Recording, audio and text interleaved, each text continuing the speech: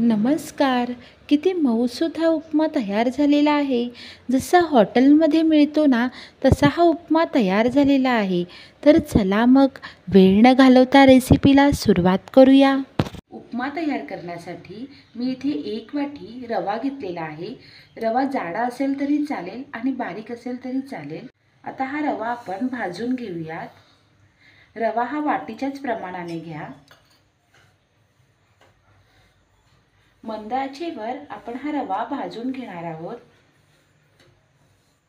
रवा लालसर होईपर्यंत भाजून घ्यायचा आहे. रवा हा लालसर भाजून झालेला आहे. रवा हा लालसर भाजण्यासाठी 3 ते 4 मिनिटे लागलेली आहेत. रवा आपण डिशमध्ये काढून घेऊयात. इथे कढईमध्ये आपण 2 पळी तेल टाकून घेऊयात. तेल गरम झालेलं आहे. लगेचच आपण याच्यामध्ये 1 चमचा जिरं टाकून घेऊयात. जिरं हे मस्तपैकी फुललेलं आहे. याच्यामध्ये आपण मिरची टाकून घेऊया. इथे मी 4 मिरच्या घेतलेल्या आहेत. त्याची 10 ते 12 पाने. 1 चमचा उडदाची डाळ घेतलेली आहे, तीही आपण टाकून घेऊया. बारीक चिरलेले कांदे घेतलेले आहेत, ते आपण याच्यामध्ये टाकून घेणार आहोत. कांदा हा लालसर होईपर्यंत परतून घेणार आहोत.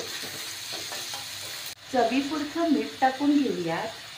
मीठ टाकल्याने कांदा हा लवकर लालसर होईल. चिमूटभर हिंग टाकून घेऊया. हिंग टाकल्याने रवा हा पोटाला बाधणार नाही. उपमा हा चविष्टही तयार होईल. कांदा हा लालसर होत आहे तोपर्यंत वाटीच्या मापाने 1 वाटी रवा घेतला होता, तर आता ह्याच वाटीच्या मापाने आपण 2 वाटी पाणी घेणार आहोत. पाणी हे गरम करून घेऊयात. कांदा हा लालसर झालेला आहे.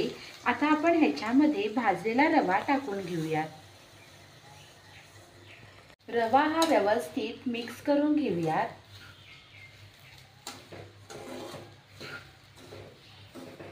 म्हणजे रवा, कांदा, मिरची हे व्यवस्थित मिक्स होईल. आपण ह्याच्यामध्ये लिंबू पिळून घेणार आहोत. अगदी थोडंसं हे लिंबू पिळून घ्यायचं आहे. अर्धा चमचा साखर टाकून घेऊयात आणि ही बारीक चिरलेली कोथिंबीर. हे सर्व व्यवस्थित मिक्स करून घेणार आहोत.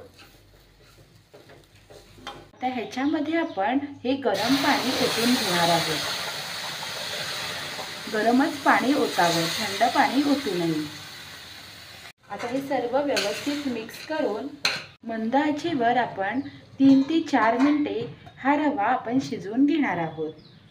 3 ते 4 मिनिटे झालेली आहेत. तुम्ही बघू शकता उपमा हा किती मस्तपैकी असा मऊसर हा तयार झालेला आहे. जसा हॉटेलमध्ये होतो ना, तसा मऊसर असा हा उपमा तयार झालेला आहे. तुम्ही ही सर्व साहित्य वाटीच्याच मापाने घ्या, म्हणजे तुम्हाला पाण्याचा अंदाज सुद्धा कळेल.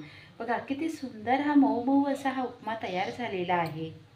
तुम्ही बघू शकता किती सुंदर असा हा मऊ मऊ असा हा उपमा तयार झालेला आहे. बघा जसा हॉटेलमध्ये भेटतो ना, तसा हा उपमा तयार झालेला आहे. तुम्हीही याच प्रकारे उपमा तयार करा, म्हणजे उपमा हा हॉटेलसारखा मऊ मऊ असा तयार होईल. तुम्हाला जर उपम्याची रेसिपी आवडली असेल तर व्हिडिओला लाईक करा, शेअर करा आणि सबस्क्राईब करा.